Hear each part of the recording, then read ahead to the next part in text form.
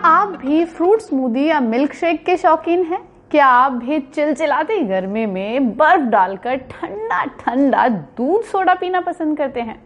क्या आप भी फ्रूट चाट को चटकारे लेकर खाते हैं? तो जरा ठहरिए, हो सकता है कि वो चीजें जिन्हें आप हेल्दी समझकर खा रहे हैं आपके लिए नुकसानदायक हो।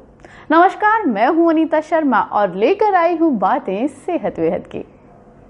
आप क्या खाते हैं और कैसे खाते हैं, इसका सीधा असर आपकी सेहत पर पड़ता है।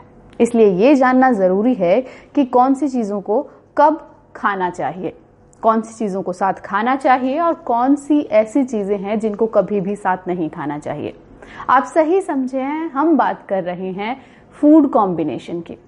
आयुर्वेद में ऐसे बहुत से फूड्स के बारे में बात की जाती है जिनको एक साथ नहीं लेना चाहिए, यानी कि जिसे गलत फूड कॉम्बिनेशन के तौर पर देखा जाता है। तो सबसे पहली बात तो ये उठती है कि आखिर ये गलत फूड कॉम्बिनेशन है क्या।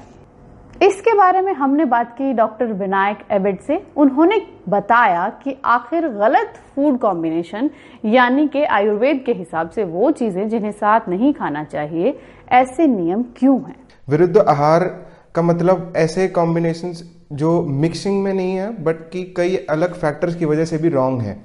फॉर एग्जाम्पल, आयुर्वेद में विरुद्ध के भी टाइप्स हैं, जैसे काल विरुद्ध, देश विरुद्ध या सामान्य विरुद्ध या फिर मिश्रण विरुद्ध। मतलब मिक्सिंग में अगर आपने गलत तरीके से उनको मिक्स करा या दो अलग प्रॉपर्टी के खाद्य पदार्थ को मिक्स करा तो वो होता है सामान्य विरुद्ध। या काल विरुद्ध यानी कि सर्दियों की चीजें अगर आपने गर्मियों में खाई तो वो हो गया काल विरुद्ध, जो सीजन के अगेंस्ट फूड अगर आप कंज्यूम करो।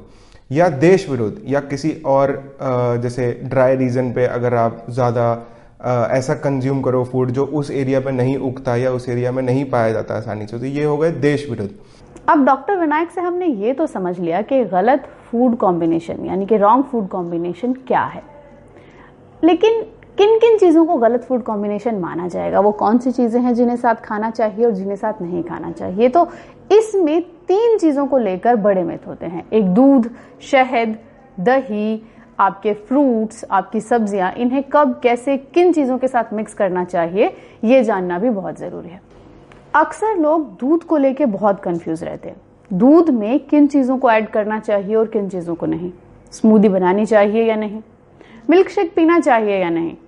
इस कंफ्यूजन को लेकर बहुत से लोगों के सवाल हमारे पास आए हैं। तो इस बारे में हमने डॉक्टर विनायक से बात की कि आखिर दूध वो कौन सी चीजें हैं जिन्हें आप दूध के साथ ले सकते हैं और जिन्हें आप दूध के साथ नहीं ले सकते। दूध एक ऐसी चीज है जो हर घर में कंज्यूम होती है, बट उसको कंज्यूम करने के टाइम हम बहुत गलतियां करते हैं जिनके बारे में हम ध्यान भी नहीं देते। दूध के साथ कभी भी किसी को तीखा नहीं खाना चाहिए, खट्टा नहीं खाना चाहिए, नमकीन नहीं खाना चाहिए, बेकरी का कोई भी पदार्थ नहीं खाना चाहिए, बिस्किट नहीं खाना चाहिए। सबसे कॉमन गलती जो हर बच्चा और हर घर में की जाती है वो है दूध के साथ मिल्क शेक बनाना, उसके फ्रूट के शेक बना के कंज्यूम करना। ये बहुत बड़ा मिस्टेक है, क्योंकि मिल्क के साथ अगर आप जो भी मिक्स करते हो वो डाइजेशन के ऊपर भारी पड़ जाता है, जिसकी वजह से हमारी बॉडी में आंव बनता है। आंव यानी कि अनडाइजेस्टेड फूड मटेरियल, जिसको डाइजेस्ट करने में बॉडी की बहुत एनर्जी कंज्यूम होती है, और अगर वो अच्छे से डाइजेस्ट नहीं हुआ तो आम के रूप में वो बॉडी में डिजीज बन सकता है एक लॉन्ग टर्म फ्यूचर में। दूध के साथ कभी नॉनवेज नहीं लेनी चाहिए। लोग ऐसी भी गलतियां बहुत करते हैं। फिश और मिल्क कॉम्बिनेशन सबने सुना है, बट आपको ये भी ध्यान रखना है कि और भी कई ऐसी चीजें जो दूध के साथ नहीं लेनी चाहिए। एक बहुत कंट्रोवर्शियल चीज, दूध और अंडे, ये भी दोनों चीजें इकट्ठे कभी नहीं लेनी चाहिए, बल्कि बड़े बुजुर्ग कहते हैं कि दूध और अंडे इकट्ठे लेना चाहिए, बट आयुर्वेद ने इसको सीधा ही इनकार किया है। दूध लेने का सही तरीका है सिंगल दूध लो, उसके साथ नहीं तो आप थोड़े खजूर ले लो या ड्राई फ्रूट ले लो, इसके सिवा और कोई तीसरी चीज नहीं। अब भाई ये तो बात थी दूध की, लेकिन क्या आप जानते हैं वो फ्रूट चाट जिसे आप चटकारे लेकर खाते हैं आपकी सेहत के लिए नुकसानदायक हो सकती है। हमें भी ये बात डॉक्टर विनायक से ही पता चली जब हमने उनसे ये पूछा कि फ्रूट्स में भी क्या कुछ गलत कॉम्बिनेशंस होते हैं, तो जवाब आया हाँ। और क्या गलत कॉम्बिनेशंस होते हैं ये आप खुद सुनिए। फ्रूट्स के सेवन के टाइम पे भी हम बहुत गलतियां करते हैं।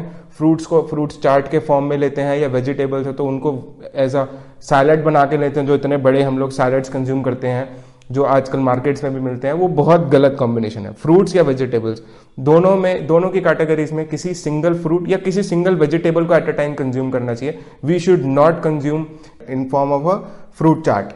ओके।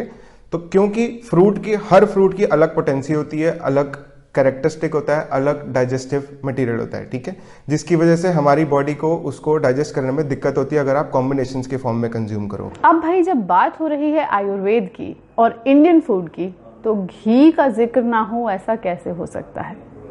घी को किन चीजों के साथ लेना चाहिए और किन चीजों के साथ नहीं, ये जानना भी बहुत जरूरी है। घी आपकी सेहत के लिए फायदेमंद तो है, लेकिन अगर इसे गलत तरीके से कंज्यूम किया जाए तो ये नुकसान भी पहुंचा सकता है। जानिए कि घी को किन चीजों के साथ ले सकते हैं और किन चीजों के साथ नहीं।